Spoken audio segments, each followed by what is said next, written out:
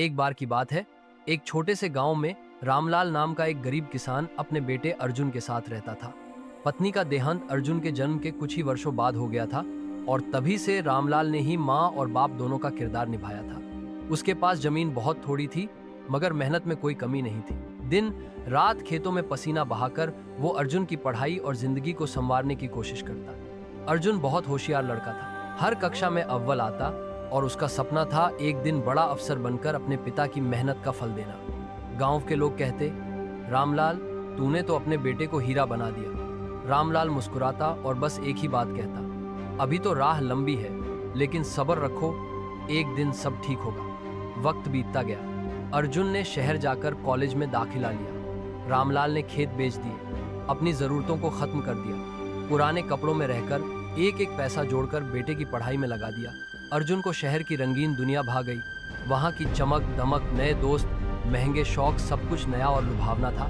धीरे धीरे उसका पिता से बात करना भी कम होने लगा। रामलाल हर रविवार बेटे की चिट्ठी का इंतजार करता, मगर अब तो महीनों बीत जाते, न कोई खबर, न कोई फोन। गांव में लोग पूछते, अर्जुन का कुछ पता चला? रामलाल हमेशा वही कहता, सब्र करो, बेटा बहुत व्यस्त है, अफसर बनने वाला है, वक्त मिलने पर जरूर आएगा।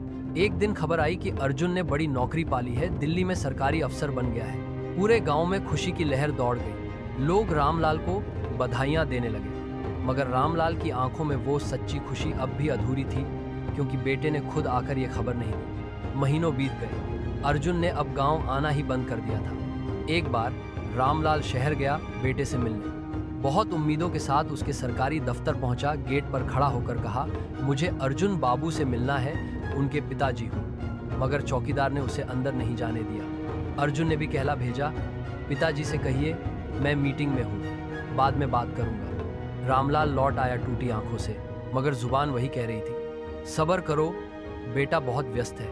फिर एक दिन गांव में खबर आई, रामलाल बीमार है, बहुत कमजोर हो गया है। अब खेत भी नहीं बचे और देखभाल करने वाला भी कोई नहीं। मगर अर्जुन फिर नहीं आया। उसने एक मनी ऑर्डर भेजा, कुछ पैसे, और बस रामलाल की हालत बिगड़ती गई। गांव के एक बुजुर्ग ने अर्जुन को फोन किया, बेटा अगर अपने बाप का अंतिम दर्शन करना चाहता है तो फौरन आ जा, वक्त बहुत कम है। अर्जुन आया बड़ी कार में, सूट बूट में, मगर जब तक वो पहुंचा रामलाल अपनी आखिरी सांस ले चुका था।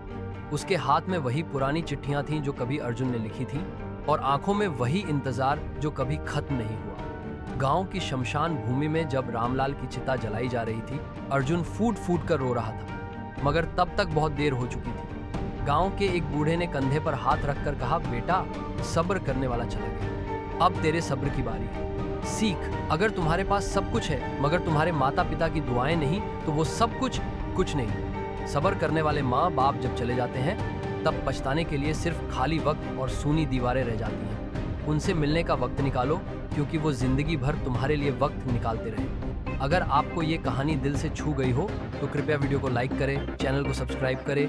धन्यवाद।